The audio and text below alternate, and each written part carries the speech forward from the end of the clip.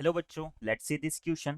If alpha, beta be the roots of 4x square minus 17x plus lambda equal to 0, where lambda belongs to R such that alpha belongs to 1 to 2 and beta belongs to 2 to 3 open interval, then the number of interval values of lambda is option A 1, option B 2, option C 3 और option D 4।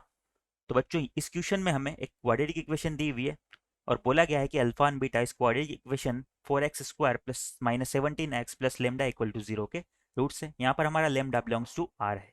Now हमें दो conditions और दी हुई है कि इसके जो alpha and beta है उसमें से अल्फा तो हमारा 1 से 2 के बीच में लाई करता है और बीटा जो है 2 से 3 के बीच में लाई करता है। तो हमें लेमडा की इंटीग्रल वैल्यू फाइंड आउट करनी है। तो बच्चों अगर हम इस क्वाड्रेटिक इक्वेशन को देखें तो ये हमारा कुछ इस तरह से है कि y equal to 4x² minus 17x plus lambda equal to 0। Now अगर मैं इसे ड्रॉ करने की कोशिश करूँ तो क्या होगा?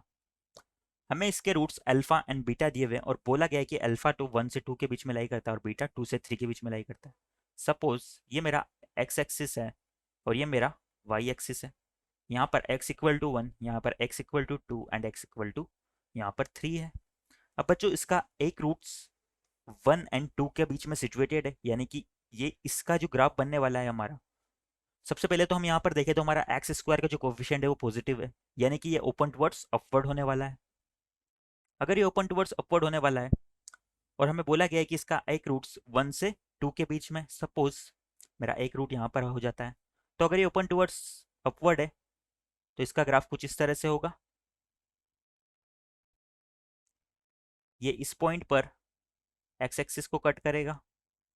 नाउ जो इसका जो दूसरा रूट्स हमें दिया हुआ है वो 2 से मतलब 2 से 3 के बीच में दिया हुआ है।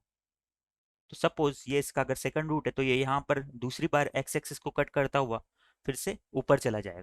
तो बच्चों इससे हमें क्या पता लग रहा है कि जो हमारा एफ ऑफ 1 है वो ग्रेटर देन 0 होना चाहिए। यहाँ से हमें पता लग रहा है कि जो हमारा एफ ऑफ 2 है वो लेस देन 0 होना चाहिए और जो हमारा एफ ऑफ 3 है वो ग्रेटर देन 0 होना चाहिए। ठीक है। नाउ इन कंडीशन का यूज करते हुए हम लेमडा का इंटरवल फाइंड आउट करेंगे। इन्हें इक्वेशन 1, इक्वेशन 2 एंड इक्वेशन 3 नाम दे देते हैं। नाउ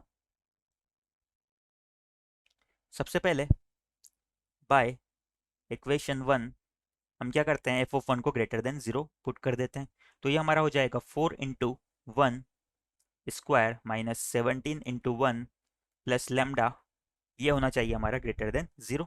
इसे सिंप्लीफाई करते हैं तो हमारा लेमडा क्या आ जाएगा, ग्रेटर देन 13।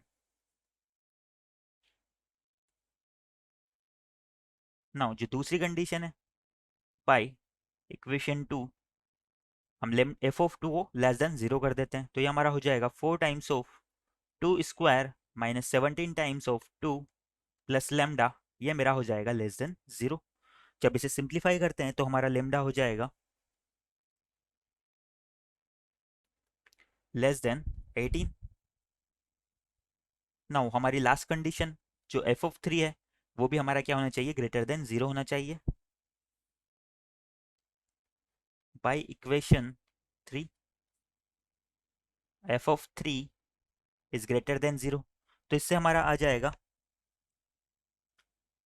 जब हम इसमें एफ ऑफ 3 पुट करते हैं तो हमारा एक्सप्रेशन आएगा 4 times of 3 square minus 17 times of 3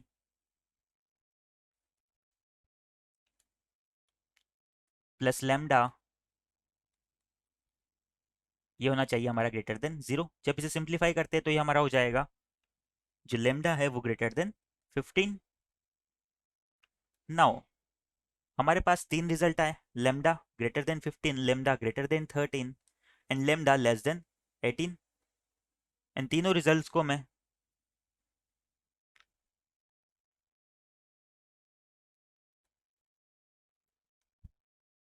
4, 5 and 6 नाम दे देता हूं।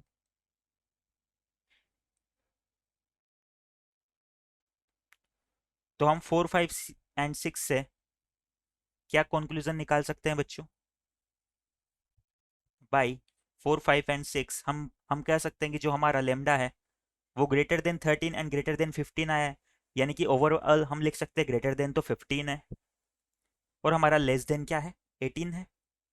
नाउ इसका मतलब हमारा जो लेमडा है वो बिलोंग्स टू 15 टू 18 होगा। तो जो इसकी इंटीग्रल वैल्यू है वो क्या हो जाएगी, 16 and 17।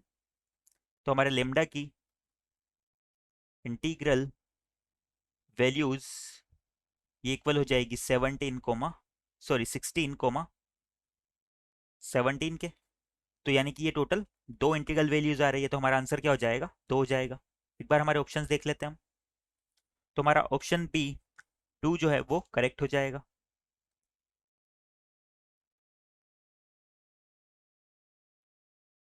Therefore, our answer is option B. I hope you understand it well. Best of luck.